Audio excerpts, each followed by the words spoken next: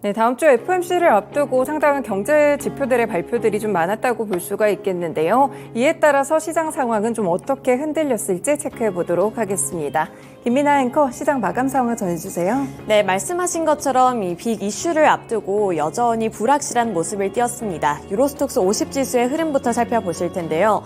유로스톡스 50 지수 0.13%로 소폭 오르는 데 그쳤고요. 4,297포인트에서 거래를 마감했습니다.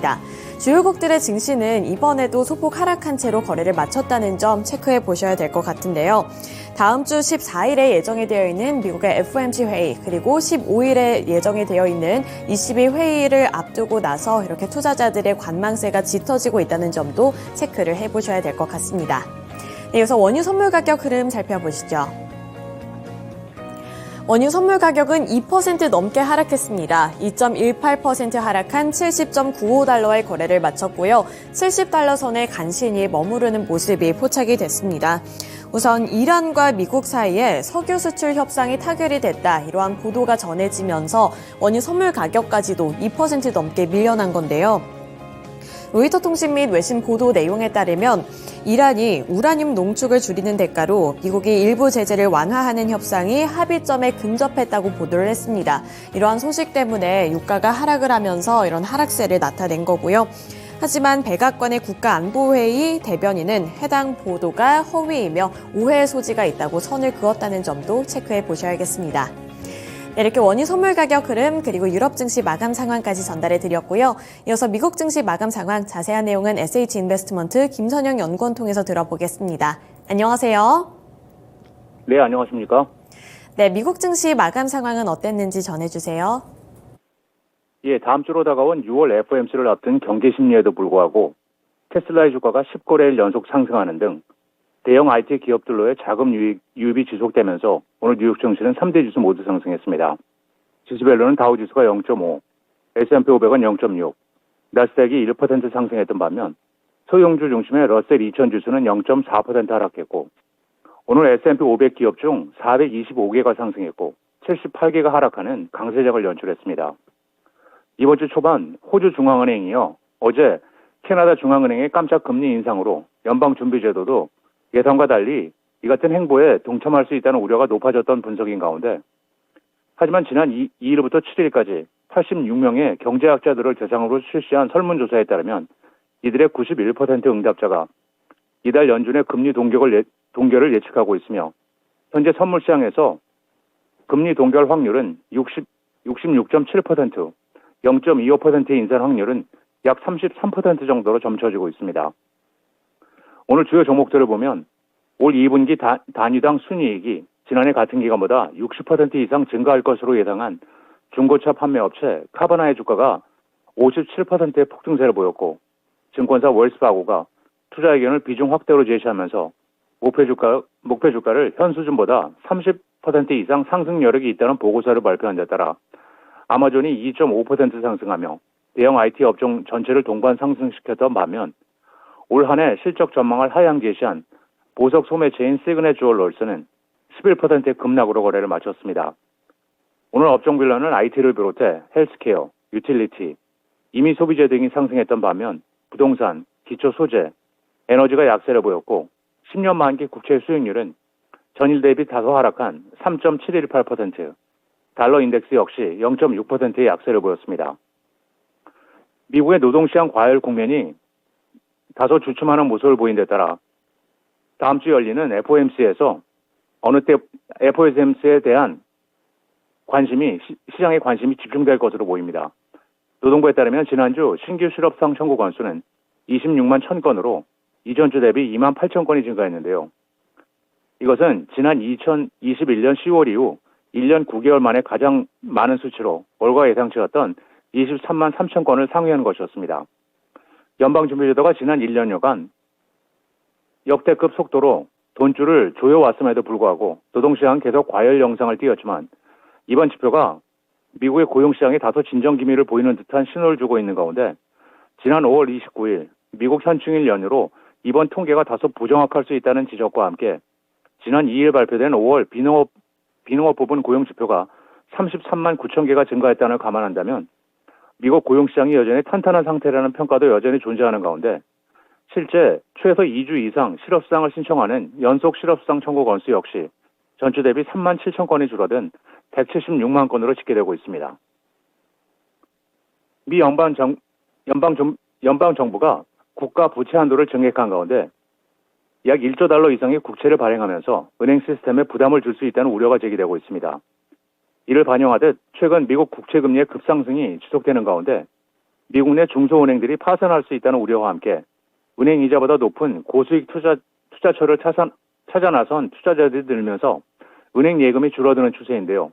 많은 은행 고객들은 지난 3월 SVB 뱅크의 파산 이후 회사채와 국채에 투자하는 머니마켓으로 상당수 이동했으며 미국 투자기업협회에 따르면 머니마켓으로의 순자산은 올해 4조 8천억 달러에서 5월 기준 5조 4천억 달러로 급증하면서 사상 최고치를 기록했고 여기에 국채 발행으로 예금 이탈이 추가될 경우 은행들은 고객을 붙잡기 위해 더 높은 이자를 제시해야 하기 때문에 은행들의 어려움은 증가할 것이라는 전망입니다. 예상을 하회한 분기 실적과 함께 CEO 교체 발표로 팬데믹 기간 중 밈 주식 열풍을 일으켰던 오프라인 게임기와 소프트웨어 소매업체 게임스톱의 주가가 오늘 18% 급락해 21달러 44센트의 거래를 마쳤습니다. 회사 측은 시장 예상보다 저조한 주당 17센트의 손실과 1년 전보다 10%가 감소한 12억 4천만 달러의 매출을 발표했고 이와 함께 매트 펄롱 CEO를 해고하고 라이언 코언 회장을 CEO에 임명한다고 밝힌 점이 투자자들에게 온라인 전화를 포기했다는 상징으로 해석된 점이 주가 급락으로 이어졌다는 분석인 가운데 라이언 코엔 회장은 지난 2021년 6월 게임스톱 경영진과 이사회 교체 시기에 회장으로 취임하면서 게임스톱의 온라인화를 적극 추진했으며 아마존 출신의 매트 펄롱을 CEO에 영입했고 펄롱 CEO는 게임스톱을 온라인 소매 플랫폼으로 탈바꿈하려는 계획에 착수했으며 대체 불가능 토큰인 NFT 거래를 위한 장터도 열었지만 이후 최고 성장 책임자와 조달 공급망 담당 부사장 그리고 고객 서비스 담당 선임 부사장 등 온라인 전문가들이 사표를 던졌고 결국 게임스톱은 전자 상거래 계획을 포기하고 기존 사업의 효율성을 높이는 쪽으로 방향을 전환하고 있다는 분석입니다.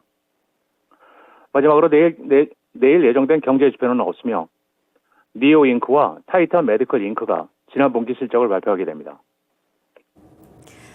네, 이렇게 기업들의 실적 일정까지 함께 살펴봤습니다. 오늘 미국 증시 마감 상황 여기까지 들어볼게요. 고맙습니다. 네, 감사합니다. 네, 이렇게 글로벌 증시 마감 상황까지 전해드렸습니다. 이어서 국내 증시 마감 상황은 어땠는지 함께 살펴볼 텐데요.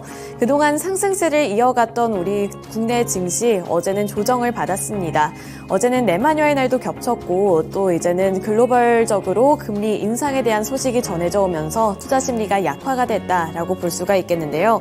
전일 코스피 시장에서는 2610포인트에서 마감가를 형성하며 2610포인트에서 턱걸이 마감하는 모습이 나타났습니다. 업종별로 더 자세하게 살펴보시죠. 먼저 특별한 섹터로 넘어가기 전에 이번에도 대형주들 간단하게 훑어보도록 하겠습니다. 삼성전자가 0.14% 소폭 하락을 했고요. 반면에 SK하이닉스는 이번에도 1%대 강세 흐름을 나타냈다는 점도 주가 흐름 파악해 보셔야겠습니다. 또 2차 전지주들이 그 전거래일까지 하더라도 강세 흐름을 나타냈다면 이번에는 차익 실현 매물이 빠져나갔고 또 투자 심리가 전체적으로 약화가 되면서 일제히 하락세를 나타냈는데요. LG에너지솔루션이 2.15% 하락한 가운데 LG화학이 1.21% 하락세를 나타냈습니다. 또 SK이노베이션도 4%대의 조정을 받으면서 결국에는 파란불로 거래를 마쳤습니다. 네, 전일 시장에서 이렇게 약한 흐름 속에서도 주목을 받았던 섹터들이 있었는데요. 우선 첫 번째로는 원전 관련 종목들 살펴보도록 하겠습니다. 대표적인 종목이죠. 대형주인 두산에너빌리티의 주가부터 체크해 볼 텐데요. 두산에너빌리티가 3% 가까이 되는 상승률을 나타냈습니다. 2.93% 상승한 17,910원의 종가를 형성해 냈고요. 장 초반에 급등을 한 이후부터는 이 상승권 내에 박스권 장세를 나타냈다는 점도 확인해 보셔야 될 것 같은데요. 우선 미국에서의 호재 소식이 있었습니다. 미국에서 2050년까지 신규 원전을 건설하겠다라는 소식을 전해오면서 국내 증시에서도 원전주들을 향한 투자 심리가 일제히 개선이 된 영향이었는데요. 미국에서는 SMR을 포함을 해서 원자력 발전 역할 강조에 나섰습니다. 한국은 미국과의 중장기 협력을 이뤄낼 수 있는 유일한 국가라는 평가를 받고 있는데요. 현재 상황에서는 웨스팅하우스와 한국전력 간에 약간의 갈등이 있기는 합니다만 원만한 합의가 이뤄질 수 있을 것으로 전망이 되고 있기 때문에 하반기에는 원전 산업에 주목할 필요가 있다는 업계 전문가들의 평가도 나오고 있습니다. 그 대표적인 종목으로서 두산 에너빌리티가 최근 들어서는 7거래일 연속으로 상승하고 있고요. 어제도 상승세를 이어가면서 2%대 상승률을 기록했습니다. 또 기계 섹터에서 눈여겨보셔야 할 관련주들은 건설기계주들입니다. 최근 들어서는 건설기계 관련 종목들 일제히 상승폭을 켜내고 있는 모습이 나타나고 있는데요. 전일 시장에서도 대표적인 종목들이 일제히 빨간불을 켜냈습니다. 두산 밥켓이 0.33% 오름세를 기록을 했고요. 또 HD 현대건설기계도 6.73% 오른 66,600원의 종가를 터치했습니다. 또 HD 현대인프라코어도 3.22% 오른 11,220원에 거래를 마감을 했는데 장 초반에 급등을 하면서 상승폭을 확대해 나가다가 이 마감대까지는 탄력이 조금씩 둔화되는 모습이 나타났다는 점도 주가 양상으로 파악을 해보셔야 될 것 같은데요. 미국의 대규모 사회 기반 시설 투자로 수혜를 입은 이 건설기계주들이 상승세를 이어가고 있는 거고요. 증권업계에서는 이 해당 기업들의 2분기 영업이익 전망치를 상향을 하고 있고 또 목표 주가도 상향을 했습니다.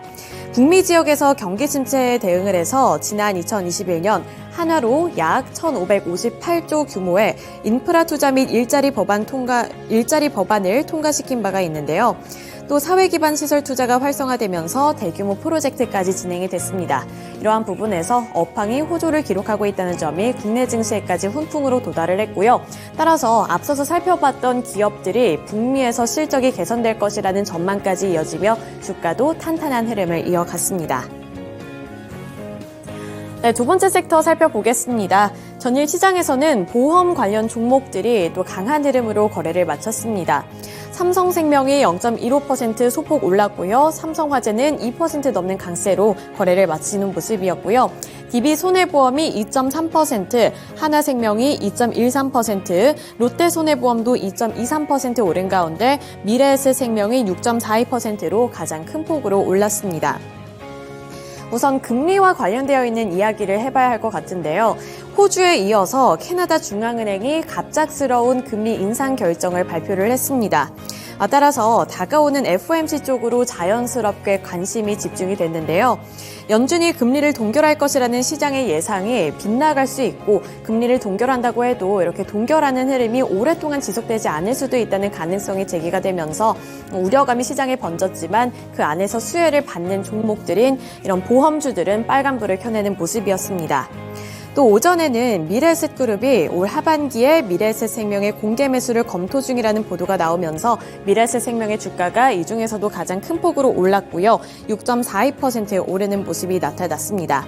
다만 미래에셋그룹의 공개 매수 관련 보도와 관련해서 이 업계 전문가는 현재까지 미래에셋그룹 공개 매수는 물론 완전 자회사 편입 내용은 전혀 논의된 바가 없다면서 선을 그었다는 점도 염두에 두셔야 될 것 같은데요. 미래에셋생명자원의 주가 흐름만 보시면 6.42% 오른 3,480원의 종가를 만들어냈고요. 오전에 이러한 소식이 전해졌을 때는 급등을 했지만 이 부분에 대해서 탄력이 다 빠져나가면서 결국에는 6%대로 탄력이 밀려났다는 점도 체크를 해보셔야 될 것 같습니다. 네, 제가 보험주들 이야기를 하면서 금리 인상에 대한 이야기를 전달해 드렸는데요. 금리 인상이 진행이 될 경우 이렇게 금융주들 그리고 보험주들은 수혜를 누리게 되겠지만 여기서 타격을 받는 종목들도 분명히 있습니다. 바로 대표적인 기술주들일 텐데요. 플랫폼주들인 네이버와 카카오는 어제 이러한 소식에 약세 흐름을 면치 못했고요. 네이버의 경우 2.2% 하락했고 카카오도 1.57% 하락하는 흐름으로 거래를 마감했습니다. 네, 넘어가서 코스닥 시장 살펴보겠습니다. 그동안 강한 흐름을 나타냈었던 코스닥 지수가 어제는 조정을 받았습니다. 7거래일 만에 하락 마감을 했고요. 876포인트의 마감가를 형성해냈습니다. 우선 또 올랐던 섹터를 넘어가기 전에 다른 종목들, 대표적인 종목들부터 빠르게 볼 텐데요. 에코프로비엠, LNF 그리고 에코프로가 어제는 또 파란불을 켜냈고요. 하락세로 거래를 마감했습니다. 그 전 거래일에서는 2차 전지주들이 강세를 나타내면서 급등하는 양상을 나타냈다면 어제 장에서는 쉬어가 가기 흐름이 나타났다고 볼 수가 있고요. 반면에 반도체 종목들은 대부분 빨간불을 켜내는 모습이었습니다. 반도체 투톱이 엇갈리는 주가 양상을 나타냈지만 이 낸드 플래시와 관련해서 가격이 반등 움직임을 나타내고 있다는 보도도 이어지고 있는 만큼 이 반도체 소모장주들 쪽으로 매수세가 일부 유입이 됐다는 점도 확인을 해보셔야 될 것 같고요. 이어서 음식료품 섹터 살펴보도록 하겠습니다. 음식료품 섹터가 최근에는 지정학적인 리스크 그리고 지정학적인 이유 때문에 매수세가 유입이 되면서 빨간불을 켜내고 있는 케이스가 많이 나타나고 있는데요.